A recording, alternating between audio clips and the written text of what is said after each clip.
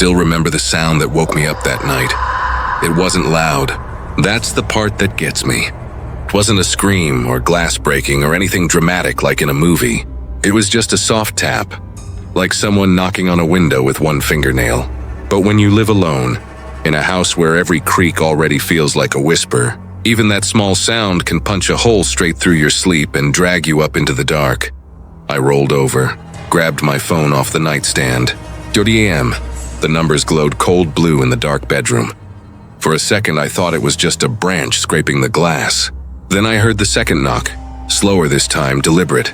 3 knocks, pause, 3 more. I pushed myself up on my elbows and looked toward the window. It was just a shape in the dark, a square patch of deeper black. But for a second, just long enough to make my stomach drop. I swear I saw a face looking in. What made my blood really go cold wasn't the face, though. It was the flashlight it was holding. The beam slid up the glass and washed over the corner of the frame, where a small sticker was peeling away. I'd seen that sticker before. White circle, green border. Maple Ridge HOA compliance officer. The person tapping on my bedroom window was with the HOA. Before I tell you the rest, I want you to do something for me. Look at the time. Right now, what is it where you are? Midnight later, I'm serious. Actually, check, I ask, because ever since I moved into this neighborhood, nothing bad has ever happened to me in broad daylight. Not once. It's always after the clocks roll past midnight, when the street gets quiet, and the porch lights click on one by one. That's when the HOA stops being about lawn heights and paint colors, and starts being about survival. I moved into Maple Ridge 6 months ago. Back then, I thought the worst thing I'd have to deal with was passive-aggressive neighbors and an endless stream of emails about trash cans and hedges. You know the type? Those cookie-cutter suburbs with names like estates and ridge and gardens, slapped on land that used to be a cornfield. For me, it wasn't a dream house. It was a reset button. I'm 34. My marriage ended last year in a mess of lawyers and bitterness. I left with a beat-up Toyota, some furniture, and enough money for a down payment on something modest if I was willing to look outside the city. That's how I found 41 Elm Crescent out end of a cul-de-sac. 2-story beige siding, black shutters, half-dead maple tree in the front yard. The listing price was suspiciously low, but the photos looked fine, if a little bland. The online description said, bank-owned property, sold as is, motivated seller. My realtor, a guy named Vince, kept calling it a steal. It's just cosmetic, he said. A coat of paint, some landscaping, and you're golden. And Maple Ridge is a stable HOA. Quiet, safe, no crime. Safe sounded good. Quiet sounded better. I'd had enough screaming and slammed doors for a lifetime. I should have wondered more about the bank-owned part. I should have wondered more about why nobody else wanted it. But at the time, all I saw was affordable. All I saw was mine. The first time I heard the word compliance, I was still holding the keys. It was move-in day. Cardboard boxes were stacked on the porch, the U-Haul idling at the curb. I was sweating through my t-shirt when I saw her walking up the sidewalk. She was in her late 50s, maybe early 60s. Gray bob haircut, pink polo shirt, khaki capris. She carried a little clipboard pressed to her chest like a shield. "Hi," she called out, voice bright and sharp at the same time. "You must be our new homeowner." "I guess so," I said, wiping my hands on my jeans. "I'm Mark," she smiled too wide and stuck out her hand. "I'm Alice. I'm the president of the Maple Ridge Homeowners Association. On behalf of the board and all our residents, welcome." Her grip was surprisingly strong. "Thanks," I said. "It's a nice place." "It is," she agreed. "We take pride in keeping it that way, which is why we have some rules. Nothing too crazy, just structure." She handed me a thick, spiral-bound booklet. It must have been over 100 pages. Maple Ridge. HOA Covenant and Code of Compliance was printed across the front in glossy black letters. "Light reading," I joked. She laughed politely. "You'll get used to it. Some of it is standard, paint colors, fence heights. Some of it is more specific, tailored to our unique community. I've highlighted the sections that apply directly to your lot." I flipped it open, saw tabs and highlighter everywhere. She'd gone through this thing like a lawyer prepping for trial. "Oh," she added lightly, like she was commenting on the weather. And there's one more thing that isn't in the covenant, but it's very important. Yeah. Her smile thinned around the edges. You'll want to make sure your exterior lights are turned on every night after dusk. All of them. Porch, garage, side yard, we have a night visibility policy, I frowned. Okay, just for security? In a manner of speaking. She glanced down at her clipboard, then back up at me. You'll receive automated reminders if your lights aren't on. It's non-negotiable. Non-negotiable, I repeated. Like a fine or something? We've never had to escalate beyond a warning, she said. Then, almost as an afterthought, just don't be the first, she laughed again. It sounded wrong in a way I couldn't place. I found the first note 3 nights later. It was Tuesday. I remember because I'd spent the whole evening trying to assemble IKEA furniture, swearing at an instruction booklet with no words in it. A thunderstorm had rolled through right at sunset, turning the sky an ugly purple gray. By 11, I was exhausted. I took a shower, crawled into bed, and fell asleep with my phone still in my hand. When I woke up, it was because my bladder was about to explode. I stumbled to the bathroom, did my thing, came out into the dark hallway, and saw the front door. There was something taped to it.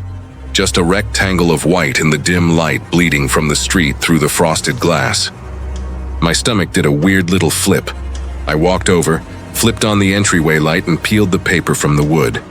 It was in a clear plastic sleeve to keep the rain off. At the top, in bold letters, notice of non-compliance. Below that, smaller text. Lot 41, exterior illumination violation. Our monitoring system has detected a failure to uphold Maple Ridge Covenant. 12.4, nighttime visibility and perimeter lighting. At the following times, 1:13 a.m., front porch. Light off 1:13 a.m., garage exterior light. Off 1:13 a.m., side yard floodlight. Off, please correct this issue immediately to avoid further action. At the bottom was the Maple Ridge logo and a little circle stamp. Compliance officer, initial warning. I frowned. I hadn't turned anything off. I looked up at the porch fixture through the frosted glass. It was back on now, casting a sickly yellow glow around the doorway. I opened the door and stepped outside. The storm had passed. The air smelled like wet asphalt. Every other house on Elm Crescent had its lights blazing. Porch lights, garage floods. Even little solar path lights glowing like tiny candles.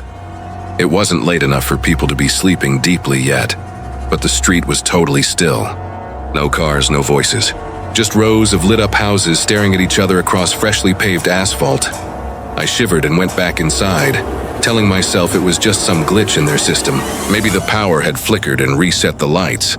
I tossed the notice on the kitchen counter and went back to bed. I told myself I'd worry about it in the morning. The second notice came 2 nights later. This time, I was awake when the lights went off. It was exactly 1:13 a.m. I know because I was watching some stupid YouTube video on my phone in bed when everything went dark at once. The bedside lamp, the porch light, the soft rectangle of street glow through the blinds, all gone in the same instant. I sat up. Are you kidding me? The power wasn't out. I could hear the fridge humming downstairs and see the tiny LED on the smoke detector above me. It was just the fixtures tied to the exterior switches. I got out of bed and went to the front window. Through a gap in the blinds, I saw that every other house's lights were still on. Mine was the only dark spot on the street. I went downstairs, flipped the switch for the porch. Nothing. Garage, nothing. Side yard, nothing. Each switch clicked up and down uselessly, dry and mechanical. I was about to go check the breaker panel when I saw movement through the side light. Window by the door, a shadow. Passed over it, someone walking across my porch. I froze. The shape paused right in front of the glass. For a second there was nothing, just the silhouette blocking the distant street light. Then a narrow beam of light flicked on and moved slowly across the window. Searching. It caught the little metal number screwed into the wood frame. 41, the beam paused there. I held my breath. The light shifted lower, and for a fraction of a second it swept over the person's hand. There was a sticker wrapped around the flashlight handle. White circle. Green border. Maple Ridge HOA, compliance officer. I stepped backward, heart hammering. The beam snapped off. There were 3 soft taps on the door. Knuckles on wood. Not urgent, not angry, just testing. I stayed absolutely still. After a long moment, the shadow moved away. The porch light flickered back on. When I finally found the courage to open the door, there was another notice tape there. Same format, same words. Same time, 1:13 a.m. This time, there was a handwritten line at the bottom. Further violations will result in escalation. No signature, just a circle, drawn in pen. Green ink? I confronted Alice the next day. She was easy to find. Her address was on the first page of the covenant booklet, right under her title. I walked over just before noon, when people were out walking dogs and mowing lawns. Her house was exactly what you'd expect from an HOA president. Perfectly trimmed hedges, freshly painted door, seasonal wreath, 2 flower pots on the steps that matched the color of the shutters exactly. Even the grass looked smug. I rang the bell. It opened not 10 seconds later. "Mark," she said, like we were old friends. "Settling in okay? Can we talk?" I held up the 2 notices. "About these?" Her smile didn't falter, but it tightened. "Of course. Come in." The interior was meticulously neat, with framed photos of smiling families on the walls and a faint smell of lemon cleaner.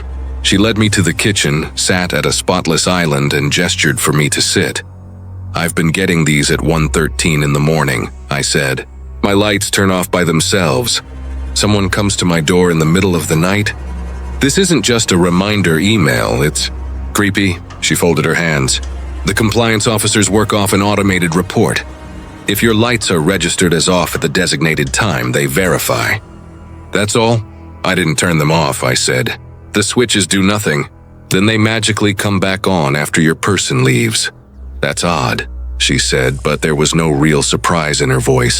"We can have maintenance look at your wiring." "I don't want someone tapping on my door at 1 in the morning," I snapped. "Or my window. I saw them last night." Something flickered in her eyes at that. "You saw the silhouette, flashlight, the sticker." I held her gaze. "Why does anyone need to check my house in person at that time of night?" "Just send me a fine if it's that important," she sighed, like I was being unreasonable about something obvious. "Mark," she said, "we don't use fines for Covenant 12-4. It's not a cosmetic issue. It's about safety." "Safety from what?" Her eyes slid to the kitchen window, which looked out over her backyard. A tall privacy fence ran along the back property line. Beyond it, just visible, was the dark edge of a patch of woods.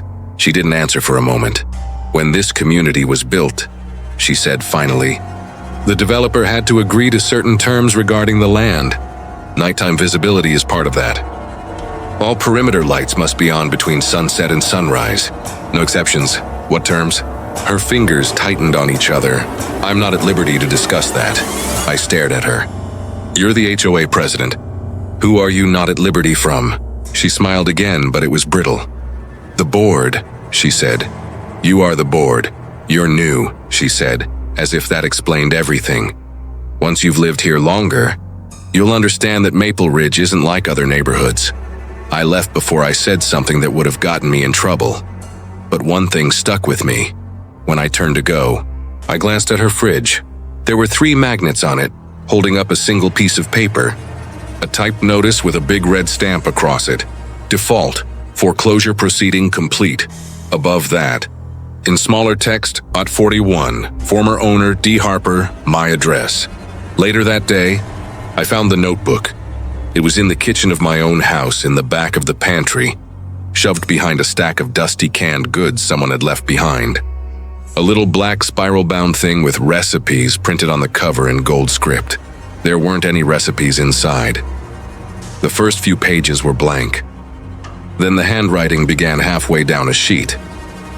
Messy, rushed script. March 2nd lights went off again. 1:13 on the dot. They came to the door. I stayed in bed. I think they're not checking if the lights are off. I think the lights going off is how they know where to go. The next entry was a few pages later. "Do you see all the houses lit up tonight like a runway? Except mine. Something was wrong with the timer, I guess. They were furious at the meeting.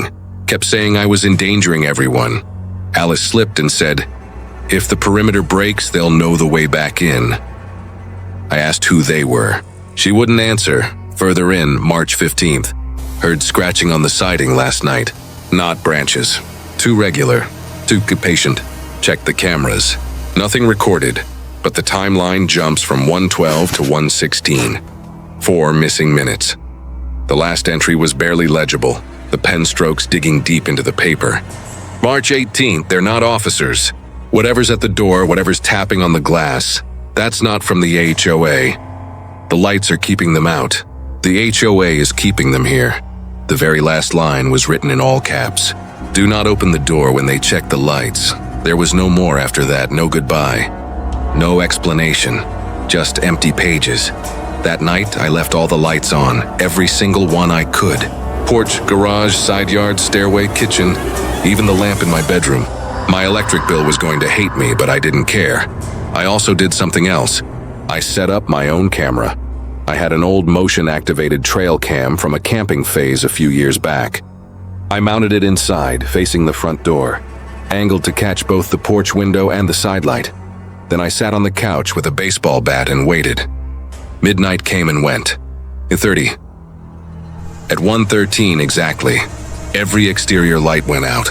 It was like someone had flipped a master switch. 1 second, my front porch was lit, light seeping through the frosted glass. The next second, everything beyond the door was pitch black.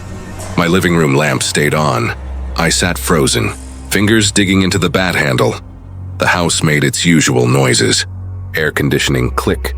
Fridge hum, a settling creak somewhere upstairs. Then came the first knock. It wasn't on the door this time. It came from the window by the couch, just behind my shoulder. 3 soft taps on the glass. I turned my head. Slowly, the curtain was closed, but a thin line of darkness showed where the panels didn't quite meet in the middle. Something moved on the other side of it. A shadow, a darker patch of black tap, tap, tap. A shiver ran from the base of my skull all the way down my spine, like someone had poured ice water down my back. Go away, I whispered. The knocking stopped. For a second, I thought maybe, just maybe, that had worked. Then the doorknob rattled, not violently, not like someone trying to break in, gently. Testing. I stared at it, breath locked in my chest. Something brushed against the frosted glass, a gray smear moving across it. The porch light flashed back on for a split second, long enough for the camera to catch the silhouette of a head. Shoulders, one arm raised, hand pressed flat to the glass. The light went out again. I heard a whisper. Not words, just breath. Right on the other side of the door, the knocking resumed, a little harder this time. I sat absolutely still, bat clenched. Every muscle screaming to run upstairs and hide under the bed like a kid. It went on like that for maybe 2 minutes. Knocking, pauses, whispers edging on the edge of hearing. And then, as suddenly as they'd gone out, the lights came back on. The pressure on the other side of the door vanished. My phone buzzed on the coffee table. New email from Maple Ridge HOA. Compliance alert, lot 41. Fuck this, I muttered. I left the bat on the couch, grabbed the camera, and went straight to my desktop. I plugged the SD card in and opened the footage. The video started at midnight. Nothing unusual. Empty porch, faint glow from the street. At 1:12:59, the timestamp flickered, then stabilized. 13 ways the porch light clicked off. The camera kept recording, but the image was almost pure black. A faint outline of the door frame was the only thing visible. Then the timestamp flickered again. 13:01 became 1:17:43. 4.5 minutes just missing. When the picture came back, the porch light was on. In the last frame before it cut out, there was a faint, smudged shape right up against the glass. I had to brighten it to see anything at all. It looked like a handprint, too many fingers. The next HOA meeting was 3 days later. I went. Normally, I wouldn't have. I'm not a go-to-the-community meeting guy, but I needed answers. And I figured yelling at Alice in front of other people might make her less evasive. The Maple Ridge Clubhouse sat at the entrance to the subdivision, a low brick building with big windows and a flagpole out front. Inside, it smelled like coffee and carpet cleaner. There were maybe 20 people there, all sitting in neat rows of folding chairs facing a long table where Alice and 4 other board members sat. They all had matching binders. Alice smiled when she saw me. "Mark, glad you could make it." I sat in the back. They went through the usual boring stuff first, budget reports, landscaping plans, a reminder about holiday decorations. When the floor opened for questions, my hand shot up before I could overthink it. "Yes, Mark? Can we talk about Covenant 12.4? I said. The room shifted. A few people glanced at each other. "That's our nighttime visibility requirement," Alice said sweetly. "Is there a problem with your lights?" "Yeah," I said. "They keep turning off at 1:13 in the morning. Then something comes to my door, to my windows. I've got notices taped there in the morning. I've got 4 minutes of security footage missing every time." A murmur rippled through the room. "Mark," Alice said slowly, "we don't have access to your home's wiring. If your lights are malfunctioning, you need an electrician." "This isn't wiring," I snapped louder than I meant to. "This is like a blackout that only affects my house. Every other porch on the street stays lit like a stadium. Mine goes dark. Then your so-called compliance officer shows up and taps on my door like they're trying to get me to open it." Silence. One of the board members, a man in a navy blazer, cleared his throat. "You shouldn't open the door," he said quietly. All eyes turned to him. Alice shot him a look, but he kept going, ignoring her. "You're new," he said to me. "You don't remember before the Covenant, before the lights. Some of us do." Alice's voice went sharp. "Dan, that's enough," he ignored her. "When they built this place," he said, "it was cheap land. Nobody wanted it. Too close to the old quarry. Too close to the woods. When the first phase opened, there were incidents." My mouth was dry. "What kind of incidents?" He looked at the floor. "People seeing things at night, hearing voices, pets disappearing, then people disappearing. The developer blamed crime. The sheriff blamed drugs. But those of us who were here then, we know better." "Dan," Alice snapped. He looked up at me, eyes suddenly very, very tired. "The lights keep them at the edge," he said. "That's all you need to know. You let your house go dark. You're not just putting yourself at risk. You're breaking the circle. And if the circle breaks—" He didn't finish. Alice slammed her binder shut. "This meeting is adjourned," she said.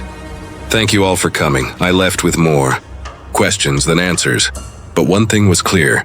The HOA wasn't making the rules. They were obeying them. I decided to leave. It sounds simple when I say it like that. I decided to leave. But it took me another week to accept that I wasn't going to reason my way out of this. The notebook, the missing footage, the things at my door, and the worst part, the feeling I was being watched every time I stepped outside after dark. Not just by neighbors, but by something beyond the glow of the streetlights. I put the house back on the market.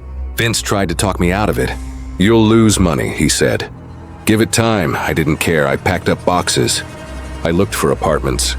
I told myself that as long as I kept the lights blazing every night, I'd be fine. Then another notice appeared. Not on my door this time, on my bedroom window. I found it in the morning, taped on the inside of the glass. The inside. I hadn't opened that window in weeks. No one had been in my house. No one that should have been anyway. The notice was different too. Notice of escalation. Lot 41. Repeated failures to comply with Covenant 12.4 and associated rules have resulted in a Level 3 safety breach designation. Property retrieval is scheduled. Dusk +1, there was no HOA logo. At the bottom, in shaky black ink, someone had written, "We're sorry." It looked like Dan's handwriting from the meeting. That was the night of the knocks at my bedroom window. You remember? 3:18 a.m., soft tapping, flashlight beam. Stray sticker?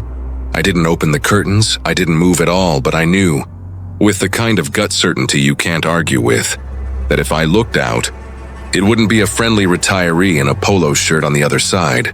It would be something wearing their uniform like a costume. The next day, every neighbor I passed on my way to the car smiled too wide and waved too long. Their porch lights were still on even in broad daylight, faint bulbs burning against the sun. When I drove past the clubhouse, I saw Alice standing at the window watching me.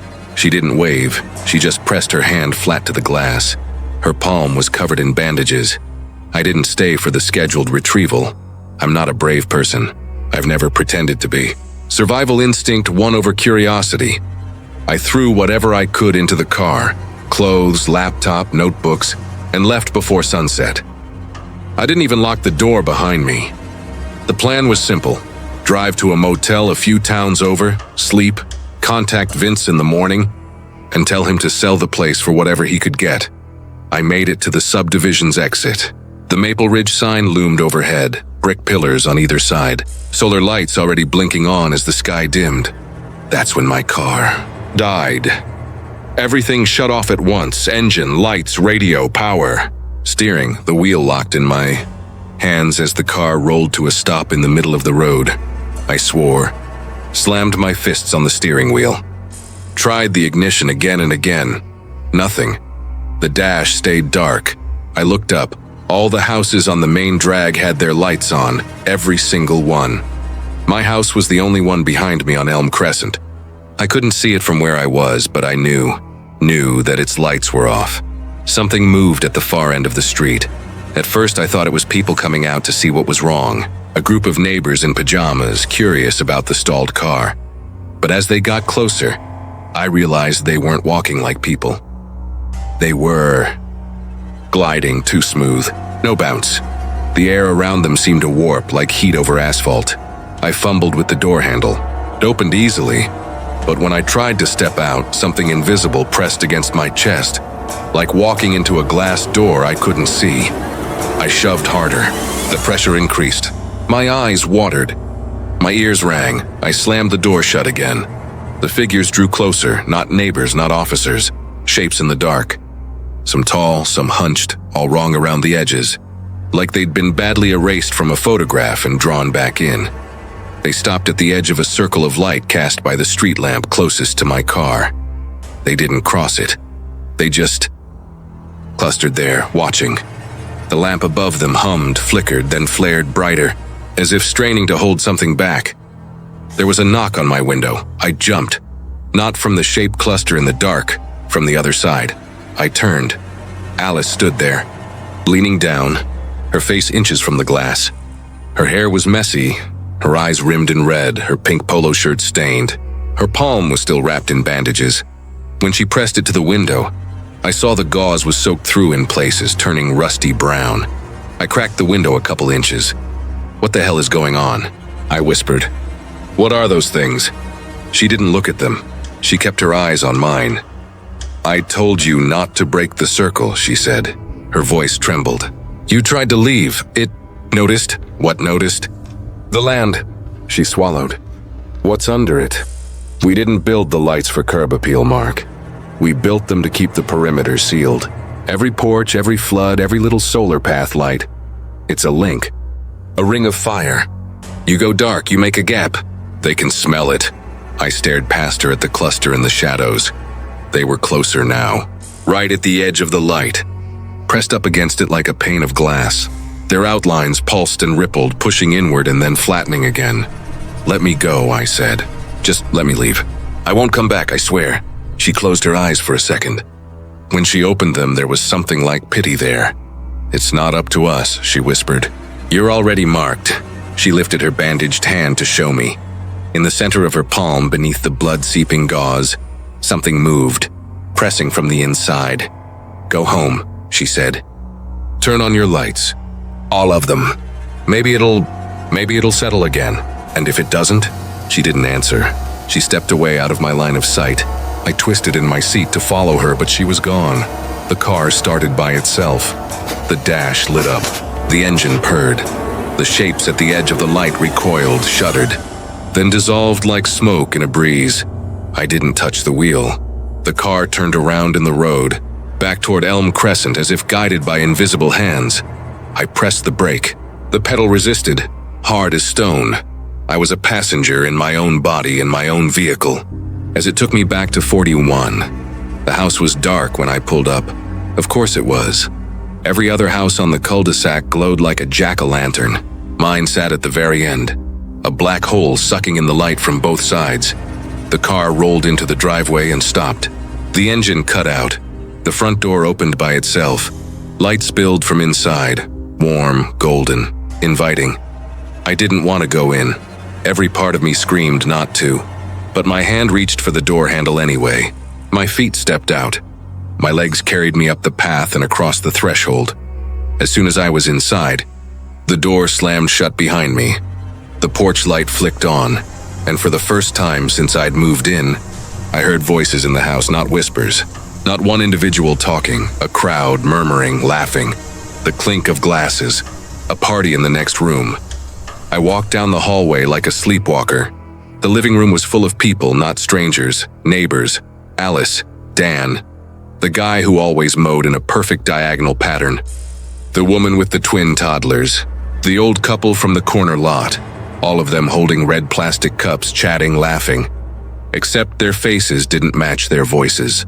Their mouths moved wrong, a half second out of sync with the sounds. Their eyes were unfocused, staring just past each other's shoulders. No one looked at me. I stepped further in. There was a photo on the mantel that hadn't been there before. A framed picture of a man standing in front of this house. Beige siding, black shutters, half-dead maple tree. He was smiling.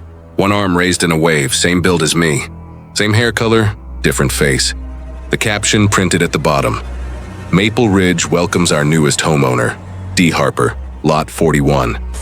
Someone touched my shoulder. I flinched and turned. Alice stood there. Smile stretched tight, eyes shiny. Welcome back. Mark, she said, her voice was layered. Like two people speaking at once, you're just in time. We're about to start. Start what? I whispered, property retrieval, she said. You can't have a house without a soul in it. The land doesn't like empties. Her bandaged hand slid down my arm. Something cold and wet pressed through the gauze, through my shirt. Onto my skin, I tried to rip away. I couldn't move. The lights dimmed. The voices swelled. And then, all at once, everyone in the room turned their heads toward me. Every neighbor, every board member, every smiling, plastic-faced figure. Their eyes glowed faint, sickly green, like the border around the HOA logo. Mark Quinn, they said together. 100 voices in unison. Lot 41. Something opened under my feet. Not a hole in the floor, worse, a hole in me. Like something had grabbed the center of my chest from the inside and pulled. My vision blurred. My ears rang. I heard my own heartbeat racing, then slowing, then changing. The room spun. The last thing I saw before everything went black was my own reflection in the TV screen, my eyes glowing green. I don't know how long it's been since that night. Time doesn't work the same way anymore. Sometimes it's noon forever. Sometimes it's always just about to be midnight.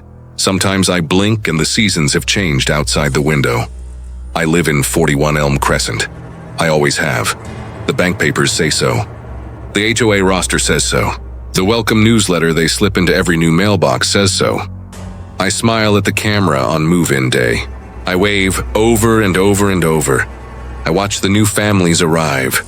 Their trunks full of boxes, their faces full of hope or exhaustion or both. I watch Alice walk up with her clipboard and her covenant. I watch her highlight the same sections, say the same lines. Nighttime visibility, perimeter integrity, compliance. I watch the lights turn on at dusk. I watch the houses glow. I watch for the one that goes dark, because that's my job now. When the circle breaks, something inside me wakes up. My feet carry me to the door. My hand reaches for the flashlight. There's a sticker on the handle, white circle. Green border, Maple Ridge HOA, compliance officer if you ever end up here, if you ever buy a steal of a house at the end of Elm Crescent, maybe you'll see. Booney, you might not recognize me. I hope you don't. I hope you keep your lights on. I hope when you hear the tapping at your window at 3:18 a.m., you remember what I'm telling you now. Don't come to the door. Don't look outside. Don't open it. Because if you do, you won't just see some guy from the HOA with a clipboard. You'll see what's standing behind me. And by then, the lights won't be able to save you.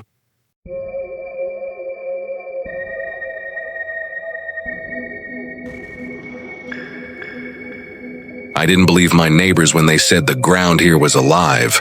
That was a joke people made when I first moved into Maple Ridge. The HOA is insane, man, one guy said. They'd find the ground itself if they could. Don't dig more than an inch or the subdivision might eat you. I laughed. I really did. But last week, standing barefoot on my perfect green lawn at 2 a.m, feeling something breathe under my feet and whisper my name through 6 inches of soil, I stopped laughing. Before I tell you what happened, I want you to do something for me. Just listen. What's the quietest sound you can hear right now? The fridge humming, a fan, a clock ticking somewhere behind you?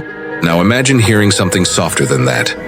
A wet, muffled sound, somewhere between a whisper and a heartbeat, coming from directly underneath where you're standing. That's the sound I heard the night my HOA stopped pretending they were just about property values. My name's Ryan.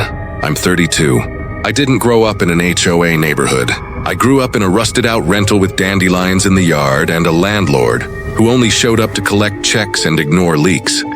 So when I got the chance to buy my first house, I was stupidly excited about it.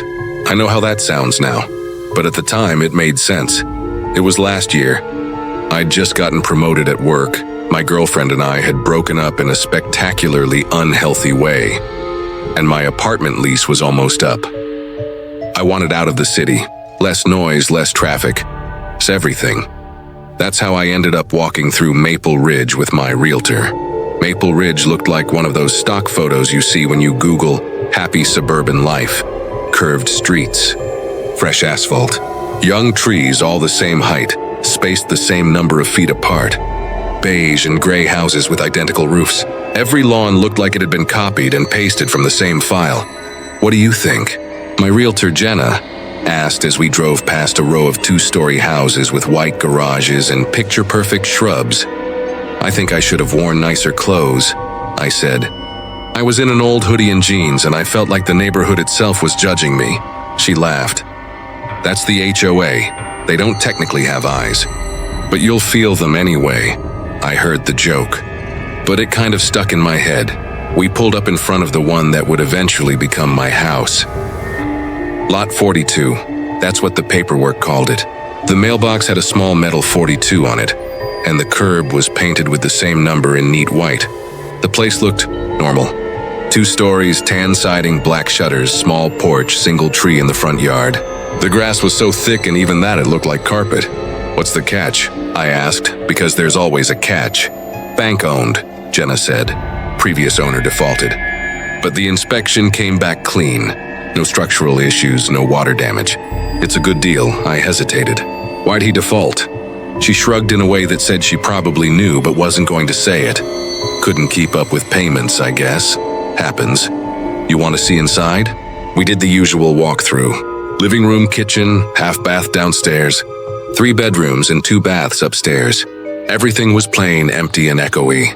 A few faint rectangles on the walls where pictures had been. A fresher patch of paint where a TV mount used to be. Nothing creepy. Nothing weird, except the lawn. I kept looking out the window at it. It bothered me and I couldn't say why. Maybe it was how flat it was. No bumps, no dips, no bare spots. No dandelions or wild grass. Just a smooth, perfect plane of green. Who did the landscaping? I asked. The HOA's maintenance contractor, Jenna said. They're obsessive about the lawns. You'll see. Obsessive how? She dug a packet out of her bag and handed it to me. Here, this is the Maple Ridge HOA covenant. You'll get your own copy if you buy, but just skim that. I flipped it open. There were rules about paint colors, fence styles, trash can placement, noise levels, window treatments. Kind of expected that. Then my eyes caught something on the second page. Lawn and soil disturbance policy. Grass length must remain between 1.5 and 275 inches. Root systems may not be compromised. Soil may not be disturbed beyond 6 inches in depth without written approval from the board. Digging, core aeration, and similar activities are prohibited outside of contracted services. 6 inches? I said. They measure how deep you dig. Jenna made a face. They'll send you a letter if they think you're messing with the lawn. Yeah, they're notoriously intense about that one. Why? She hesitated. Official line is irrigation infrastructure and stability of the subdivision. Unofficial line. Old rumors about what this place was built on. I waited. The land used to be part of a quarry and landfill, she said. People say there were sinkholes. That's why Maple Ridge has so much reinforced foundation work. Anyway, it's all modernized now. Safe, you're fine. I looked out at the lawn again. Perfect, flat, too green. So the ground is touchy, I said. You could say that. I signed the initial offer paperwork that afternoon. Move-in day was the first time. I met Dylan. I was wrestling a mattress out of the back of a rented truck when a guy around my age jogged up the sidewalk, carrying a six-pack of bottled iced tea. New blood, he said with a grin. I'm Dylan, lot 40. He jerked a thumb toward the house 2 doors down, same style, slightly darker paint. Ryan, I said, grabbing his hand. Lot 42, I guess. He handed me one of the bottles. You'll want this. Dehydration is the first step toward violating Section 14. I stared at him. He laughed. I'm kidding. Mostly. They have a rule about visible distress on private property. Guy got a warning last summer because he passed out trimming his hedges. You're joking. Nope. Dylan cracked open his own bottle, took a swig, then nodded toward my lawn. Yours looks good, by the way. Must have done a fresh lay before you bought. I didn't touch it, I said. It came like that. Yeah, he said, and something flickered in his expression. I figured. What's with the lawn rule? I asked. The 6-inch thing? He looked at me for a long second, then scratched the back of his neck. You really want to know? I asked, didn't I? He glanced up and down the street. People were out. Kids on bikes, a couple walking a dog, an older woman arranging seasonal decorations around her mailbox. Nothing sinister. No one looking our way. Dylan leaned a little closer. Officially, it's about irrigation and ground stability, he said quietly. Unofficially, old-timers say when they started building this place, they dug too deep in a few lots and things went wrong. Wrong how? He shrugged, but it was a tight, uncomfortable shrug. Sinkholes, cracks, bad smells. They had to pour a ton of concrete and topsoil to even get it stable. My neighbor claims one of the original workers said the ground moved when they tried to dig up some old landfill sections. I started. Planning to say bullshit, but the word felt too harsh coming out.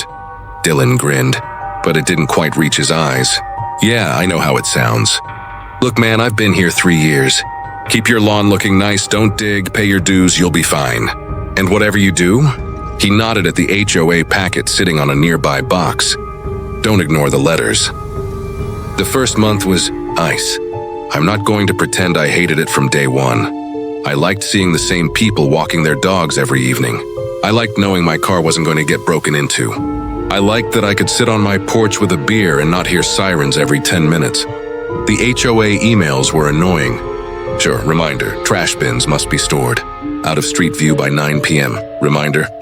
Holiday decor must be removed by January 7th. Reminder. No visible drying racks in backyards, but they were background noise. I mowed the lawn when the app told me to. Yeah, that's a thing here. They have a lawn service app that tracks your grass height using satellite imagery and moisture sensors. I thought it was crazy at first, then ended up kind of impressed. So for about 4 weeks, I played along. Then Mr. Raines disappeared. I didn't know his name at first. He was just the old guy across the street in my head. White hair, thin, always wearing the same faded green windbreaker. No matter how warm it was, he lived in lot 39, directly opposite my place. I'd see him out front around 7 every morning, coffee mug in hand, staring at his lawn like it was a chessboard he was losing. A few times I waved. He didn't wave back. Then one Saturday, he did something that apparently nobody does in Maple Ridge. He dug. I was in my upstairs office setting up my desk when I glanced out the front window and saw him. He'd stripped off the windbreaker and was standing in a plain white undershirt in the middle of his yard, holding a shovel.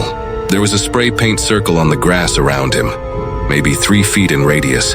He jammed the shovel into the ground. I watched him do it again, and again. He was slow, but methodical. On the 4th or 5th scoop, he stopped, bent over, and seemed to be inspecting something in the hole. Then he jerked back like he'd been stung. I couldn't see what he saw from my window, just that he dropped the shovel and stumbled away from the hole. Breathing hard, he looked around, at the street, at the houses, at me maybe. I stepped back from the glass by instinct. When I looked again, he was walking toward his front door. He left the shovel lying in the grass. That evening, there were 3 HOA trucks parked near his driveway. White pickups with the Maple Ridge logo on the side doors. 2 men and a woman in orange vests got out. I watched from my porch as they talked to him on his front step. I couldn't hear the conversation, just the cadence, him talking fast and angry. Them talking slow and calm. 10 minutes later, They left. At around midnight, I woke to a noise, not the fridge, not the AC. A low, grinding sound, like something heavy being dragged across asphalt. I looked outside. There was a flatbed tow truck parked in front of Mr. Raines's house. No lights on, no hazard signals, just barely visible in the wash of a distant street lamp. His car was already on the bed. His house was dark.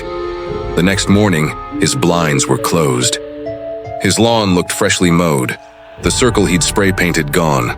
No shovel. I asked Dylan about it later that day. We were both taking our trash cans in when I nodded toward lot 39.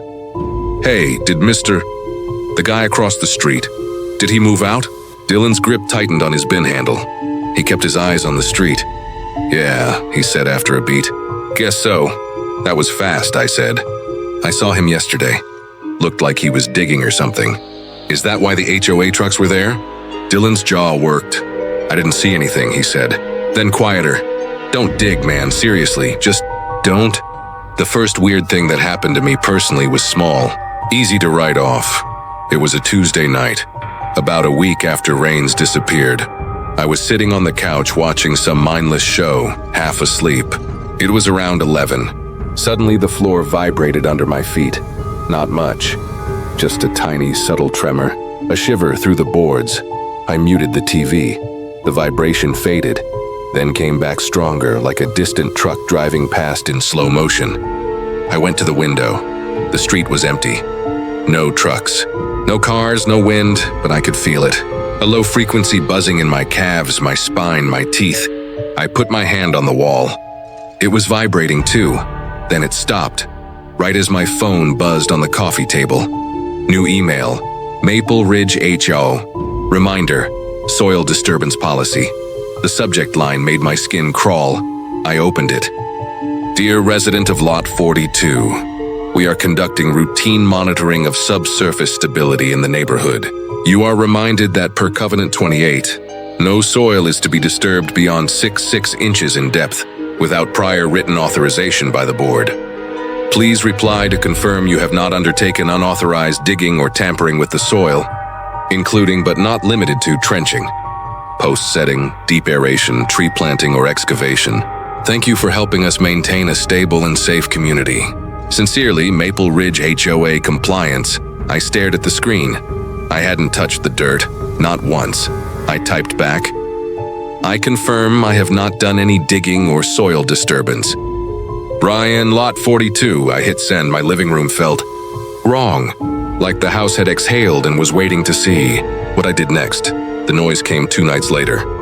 I woke up with the worst feeling of déjà vu I've ever had in my life. I thought for a second I was back in my old apartment, the crappy one with the neighbor who blasted music at 3 a.m., but it was quiet, too quiet. The alarm clock by my bed said 2:06 a.m. I lay there, staring at the dark ceiling, wondering what had woken me. Then I heard it, a soft, wet sound, like someone whispering with their mouth full of water. I couldn't tell where it was coming from at first. It seemed to be everywhere and nowhere. I held my breath. The noise faded. I almost convinced myself I'd imagined it. Started to roll over, and heard it again. Closer this time, a little more distinct. Still muffled, like it was coming through a wall. A word repeated over and over. I couldn't make it out at first. I sat up. The floor felt warm under my bare feet. I got out of bed and walked into the hallway. My ears were buzzing, like I'd been at a loud concert. The whispering sound seemed to slide along the walls. It pulled me toward the stairs. Halfway down, I realized where it was strongest, the front door. The sound was coming from the other side. I froze on the 3rd step from the bottom, staring at the shadowed outline of the door.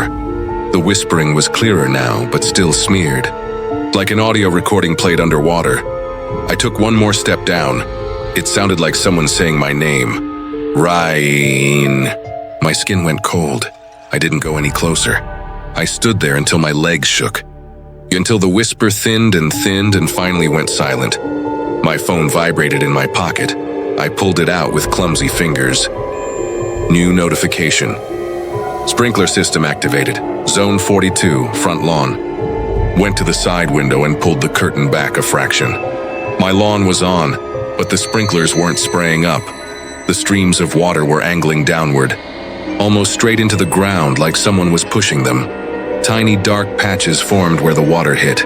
Not mud, more like something soaking it in. I turned all the lights on in the house and didn't sleep the rest of the night. The next morning, there was a letter on my porch, not in the mailbox. On the porch, no envelope, just a sheet of thick paper weighed down with a small stone. At the top, printed in green ink, Maple Ridge HOA, Subsurface Stability Notice. Lot 42. Recent sensors indicate heightened activity beneath your property. As a reminder, do not disturb the soil. Do not attempt to access subsurface layers.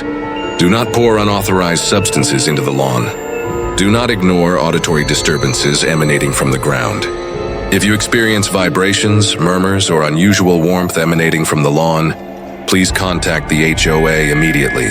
Your cooperation ensures the continued stability of Maple Ridge. We maintain what's beneath, and that last line was in a different font. It looked, older, like it had been copied and pasted from something else. There was no signature.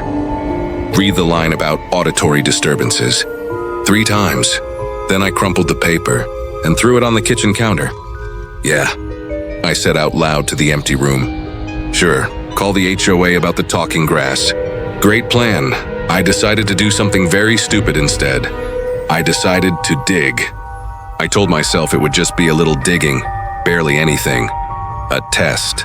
6 inches exactly, just to prove it was all in my head, and that there was nothing weird under my lawn except pipes and roots. I waited until that afternoon, when most people were at work and the street was quiet. I grabbed a small hand trowel, not a shovel, nothing dramatic, and went outside.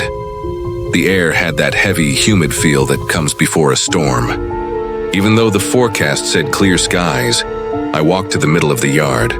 The grass felt springy under my shoes, more like synthetic turf than anything living. Squatting down, I pressed the trowel into the soil. It went in too easily, like the ground was soft on purpose. I scooped the first little clod out, set it aside, and went back in. By the third scoop, I was sweating. Not from effort, from nerves. At roughly 6 inches, the trowel hit something that wasn't dirt, not rock, not pipe, something elastic. I set the trowel aside and brushed the loose soil away with my fingers. A black surface stared back at me. At first, I thought it was plastic, some kind of landscaping barrier, but it wasn't smooth. It had texture, tiny ridges like the underside of a tongue, and it was warm, not sun warm, body warm. I yanked my hand back. The hole I dug was just large enough to fit my fist. The black material bulged upward like something pushing from underneath. The bulge moved to follow where my hand had been, then stopped. I don't know why I did it. Morbid curiosity, maybe. Or the part of me that always has to poke the bruise just to see if it still hurts. I leaned closer and whispered, "Hello." The ground answered me, not loud, not dramatic, just a faint pressure like a breath held and released. Then very softly the sound of my name, Ryan. It wasn't a voice through air. It was a voice through matter. The sound came up through my fingers, into my bones, into my jaw. I fell backward onto the grass, heart racing so fast it hurt. The hole sealed itself. I watched it happen. The black surface shuddered once. Then the dirt I'd scooped out slid back in on its own, like it had been waiting for permission. In under 10 seconds, my lawn was smooth again. No hole, no disturbed soil.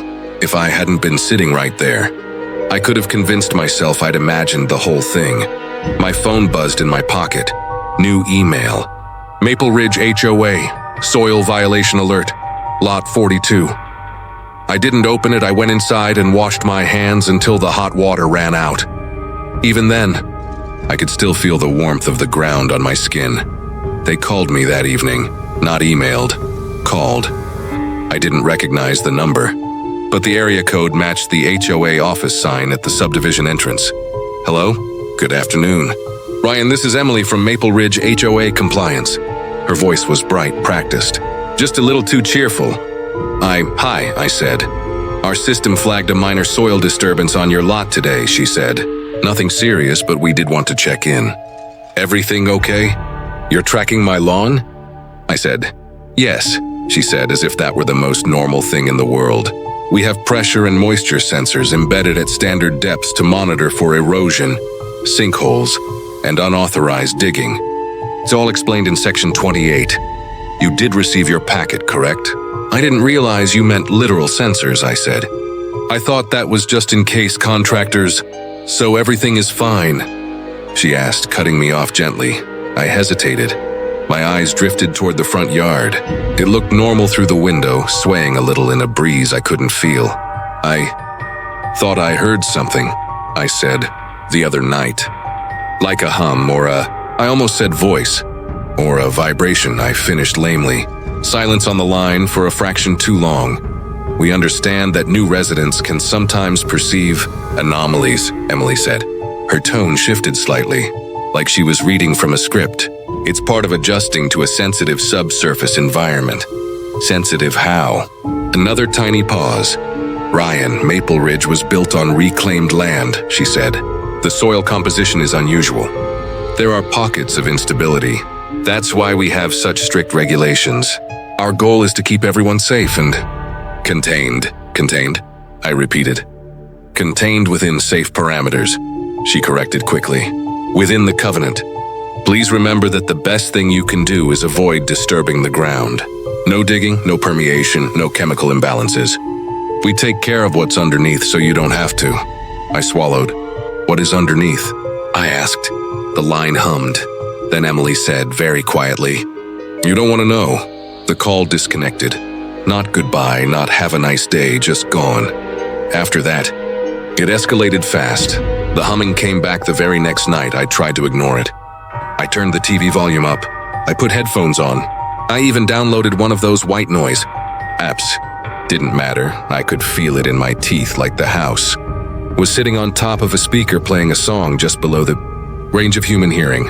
On the fourth night, it wasn't just humming. It was that same wet whisper, coming from beneath different parts of the floor, sometimes by the couch, sometimes under the kitchen tile, once right under my bed, loud enough to rattle the headboard, always saying my name. Ryan. I stopped sleeping. I stopped going out onto the lawn at all. On day 3 of that, there was another piece of paper on my porch. This one wasn't typed. It was handwritten in shaky, blocky letters. Get out of lot 42, it remembered you. 39I looked up so fast my neck popped. Lot 39's blinds were still closed. No car in the driveway. Nobody had lived there. Officially since the night they took Mr. Raines's vehicle. But someone or something had signed that note. I went over there. It was stupid. I know that now. But lack of sleep and fear make dumb ideas seem brilliant. I crossed the street and stood on his porch. The wood felt softer than it should have, like it had swollen without rain. I knocked. No answer. I knocked again. Still nothing. I tried the doorknob. It turned. The door opened 3 inches and stopped, like a chain was holding it from inside. The smell hit me first. Not rot exactly. Not sewage, more like wet mulch, like a garden center after a heavy rain. Hello? I called softly. Something creaked deeper inside. I should have left. Instead, I bent down and peered through the gap in the door. The floor inside wasn't wood anymore. It was wrong dark, uneven. At first, I thought I was looking at old carpet, stained and buckled. Then I realized the pattern was repeating. Rounded shapes. Pressed side by side. Toes, it was bare feet, hundreds of them, heel to toe, as if 1,000 people had sunk ankle deep through the floor and stopped. Their soles formed a new surface, fused together. The carpet shifted almost imperceptibly, like breathing. I stumbled back and slammed the door shut hard enough to rattle the glass. When I finally looked up, Dylan was standing on his lawn, staring at me. He didn't wave. He just shook his head once slowly, then he went inside without a word. I tried to leave the next day. I threw some clothes and my laptop in a duffel bag, grabbed my keys, and decided to find a cheap motel and figure things out from there. I didn't tell anyone. I didn't email the HOA. I just walked to my car, got in, and turned the key. The engine didn't even click. The dashboard remained stone dead. I swore under my breath. Tried again. Nothing. Battery, I thought. Something simple. I popped the hood and got out. The hood release worked fine. The metal lifted smoothly, but there was no engine. Where the engine should have been, there was just dirt, compacted, dark soil. Someone had filled my engine bay with it, level and even. Tiny white roots curled through it like veins. A small Maple Ridge flag was stuck into the middle of it. Like a garnish, my knees went weak. I staggered back and looked around wildly across the street. Behind their curtains, people were definitely watching. I couldn't see them, but I could feel them, like eyes behind every slat. Every pane of glass. A white truck pulled up a few houses down. Maple Ridge, HOA. Maintenance was printed on the side. 2 men got out. They didn't look at me. They walked straight to a nearby lawn and started adjusting a sprinkler head like this was just another Tuesday. My phone buzzed. Maple Ridge HOA. Vehicle restriction notice. Lot 42. Please be advised that off-site travel privileges are currently under review due to ongoing subsurface instability. We appreciate your cooperation in remaining within Maple Ridge during this critical period. Remember, we maintain what's beneath. I dropped the phone. Literally dropped it.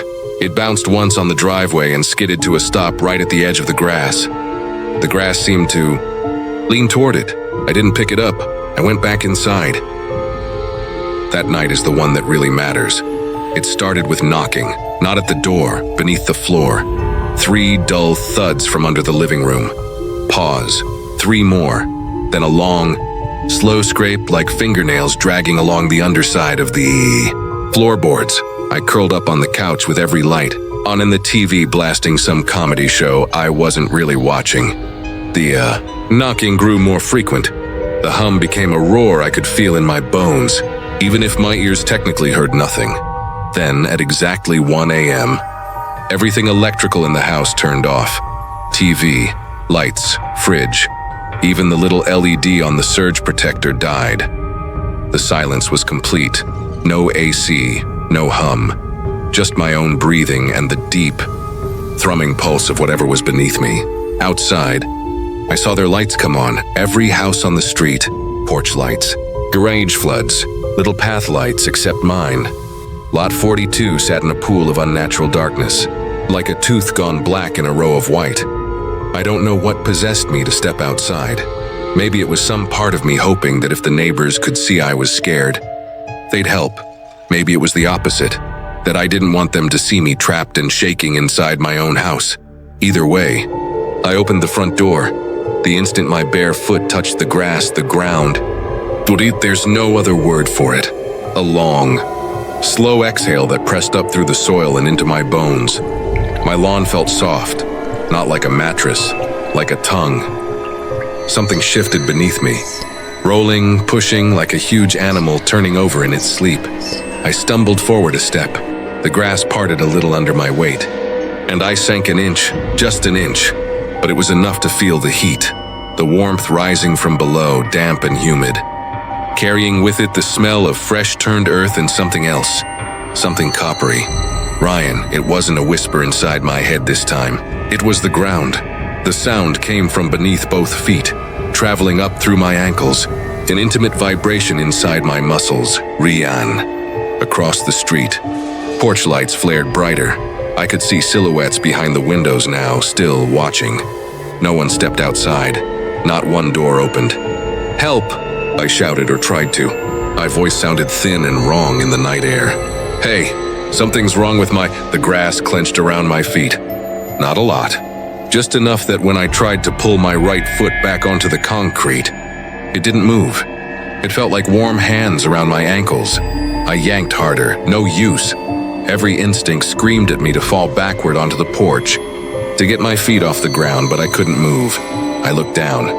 The turf was smooth. No visible holes. No puddles. No tendrils. Just a perfect green sheet. And my feet sunk a little too deep into it. The humming rose. It shifted pitch, resolving into something like a chant. Not English. Not any language I recognized, but threaded through it again and again. I heard the same phrase from before. Feed the ground. The soil under my arches pushed upward. It molded itself to my soles, pressing between my toes, squeezing, pulling. I felt my skin start to give like it was being softened. Tears blurred my vision. I don't remember deciding to cry. My body just did it. Across the street in the window of Lot 40, Dylan stepped forward. He was just a dark shape, but I knew it was him. He raised a hand. For a second, I thought he was waving. Then I realized he was holding something, a sheet of paper pressed to the glass. Even from that distance, I could read 3 words written in thick black marker. "Don't struggle." My legs spasmed. "Help me," I screamed. "Dylan, please." He dropped the paper, turned around, walked away from the window. The silhouettes in the other houses did the same. One by one, they retreated into their perfectly lit rooms, leaving me alone in the dark. The lawn swallowed my feet to the ankles. It didn't hurt the way I expected. It wasn't like stepping into acid or fire. It was more like numbness, a gentle, smothering pressure wrapping around bone and muscle, stroking, kneading, tasting. My skin tingled. I tried to scream again and choked on my own breath. The ground was in my lungs. At least, that's how it felt, like every inhale dragged moist soil into my chest, filling me up grain by grain. My knees buckled. I caught myself on the doorframe with both hands. I'm straining. Behind me in the hallway, I heard a new sound. Paper. Sliding, rustling. I risked a glance over my shoulder. Letters were coming through the mail slot. Not 1 or 2, dozens. They poured in like a waterfall of envelopes, spilling across the entryway, piling up against the baseboards. Some were old and yellowed. Some were crisp white. All of them had the same green logo. Maple Ridge HOA. The topmost envelope split. A single sentence showed through the tear in the paper. "We maintain what's beneath." Something gave way in my ankles with a soft pop. I looked down and saw nothing. My legs disappeared just above the sock line into the grass, as if the rest of me had never existed. There was no blood, no gore, just the impression of where my calves should be. Faintly bulging the turf, the ground exhaled again. This time, I felt it inside my head. A cool, damp sensation spread through my skull. Like mud filling an empty mold, thoughts fizzled. Panic softened. The humming became almost soothing, welcoming. "Ryan Quinn, Lot 42, the ground said, in a dozen overlapping voices. Stability achieved. The last thing I remember seeing was my own front door swinging shut on its own, trapping the pile of letters inside. Then nothing. When I woke up, I was not in my bed. I wasn't anywhere in the way you'd normally describe it. I was spread out, diffuse, simultaneously aware of pressure above me. Houses, streets, trees, and a vast open space below, thick and wet and full of slow, rolling motion.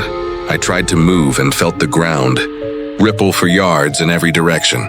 Roots brushed against me like fingers. Water seeped through me in lazy pulses.